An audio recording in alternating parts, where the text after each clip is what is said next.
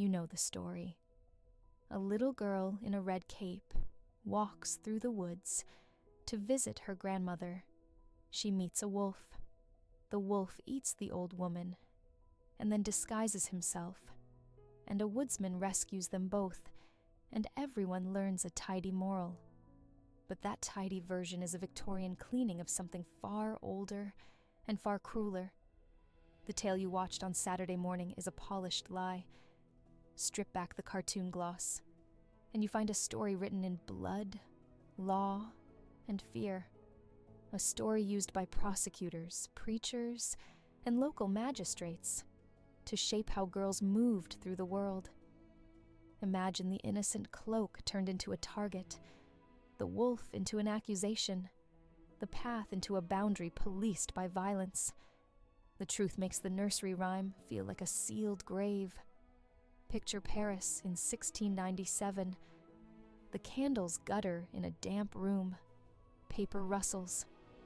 Charles Perrault publishes Histoires ou Contes du temps passé that year, and the final paragraph of his Little Red Riding Hood reads less like a fairy tale and more like a warning. Woe to pretty, well-bred young ladies who trust strangers. Perrault does not offer a rescue. He writes that girls seduced by wolves, men, will be devoured. The red hood, in his hands, becomes a sign, not of quaint costume, but of sexual vulnerability.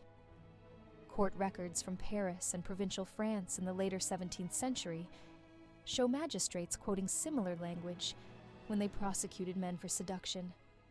Perrault's moral is not decorative. It is an instruction.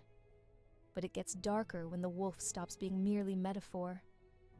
Picture the market town of Dole in 1573. Smoke tangles with the river mist. Villagers cluster, tongues wagging. Gilles Garnier, a man arrested that year, stands before a magistrate accused of killing and eating children. The trial documents from Dole survive. Confessions, witnesses, depositions. Garnier is described in grisly detail. Tracks, torn clothing, reports of missing children. And the word wolf is used in the interrogation not as metaphor, but as accusation of cannibalism and bestiality. 2 decades later, in 1589, Peter Stumpf of Bedburg is executed after claims he transformed into a wolf and devoured children. The Bedburg trial papers, printed and circulated, are lurid and explicit. These are not imaginary bogeymen. These are legal cases where the boundary between human predator and wolf collapses in the public record. Here's what's truly horrifying. The wolf serves 2 functions at once. In the countryside, it is a living danger. Wolves attack livestock, and sometimes people, and rural communities keep records of hunts and bounties.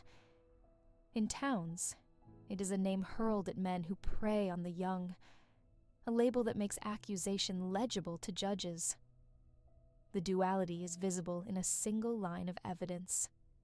Provincial bounties for wolves are recorded in the royal finances of France in the 17th century, and in the same period pamphlets and trial transcripts depict wolfmen as sex offenders and cannibals. The scent of wet fur and the iron smell of blood appear in both kinds of documents. Then there is the grandmother. Children see a kindly old woman in bed. Historians read a cultural obsession with older women who become scapegoats in times of anxiety.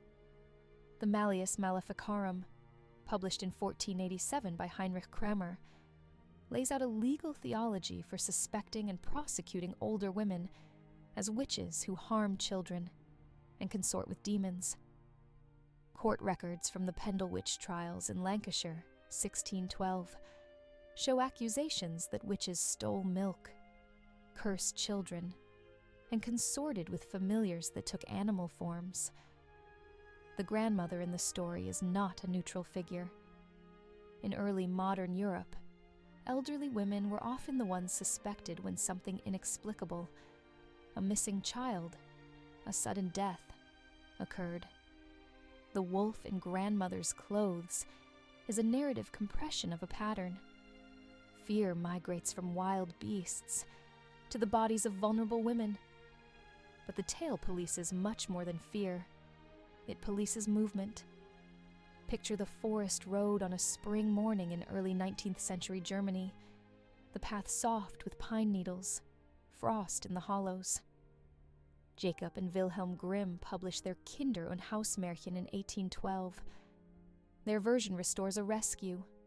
A huntsman slits the wolf open, and the grandmother is pulled out alive. But the editor's successive editions, stretched into 1857, tighten the tale into a lesson about obedience and the dangers of straying from the path. Legal codes of the time and local ordinances show that forests function as spaces outside normal legal protection. Bandits, vagrants, and predators use them as cover, and parish records repeatedly chastise young women for wandering. The straight path becomes literal advice, translated into law and social practice.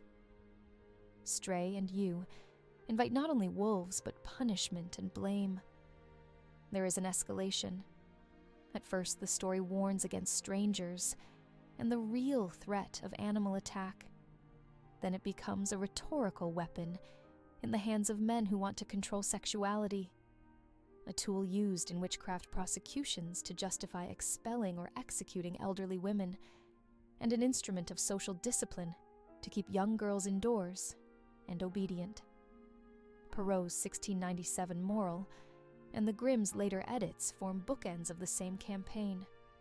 One says, "Beware the seducer." The other says, "Obey the path," and both make the girl's body a site of communal anxiety. You can see the machinery of this horror in surviving documents. The printed confessions of Peter Stump from 1589 were sold as broadsides across the Holy Roman Empire. They are explicit about children and flesh. The Dole records from 1573 catalog witness statements about Garnier's movements and the garments found near bodies. Perrault's 1697 manuscript, now in libraries in Paris, ends with a line that equates wolves with seducers in sharply moralistic terms. Grimm's 1812 volume and the revisions up to 1857 sit on shelves opposite police ordinances and parish records that rebuke wandering youths. These are not tales floating in the ether. They are texts tied to prosecutions, edicts, and moral policing. The horror does not stop at metaphor. Naming someone a wolf in early modern Europe put them in the crosshairs of communities primed to believe the worst. It created conditions where missing children were quickly attributed to monstrous agency, where older women could be accused on the thinnest of evidence, and where young women's garments and movements became evidence against them. The Red Hood, the wolf, the path, the grandmother, all of these elements map onto real institutions: courts, broadsides, parish books, royal edicts. They reveal a system that sewed stories into the fabric of law and custom. So when you watch the Disney version, remember this: the song and the tidy rescue were not inevitable. They are a later smoothing over of a narrative that once functioned as accusation, as an instrument of fear and control. The real Little Red Riding Hood is messy, bloody, and legalistic. She is entangled with witch hunters, with printed confessions, with royal bounties, and with magistrates who could turn rumor into execution. You can no longer unsee the way a child's cape and a wolf's teeth were used to mark who was vulnerable and who could be blamed. The next time you hear that jaunty melody, listen instead for the rustle of a trial transcript and the echo of a warning. Stories teach more than morals. They justify what communities are willing to do to enforce them.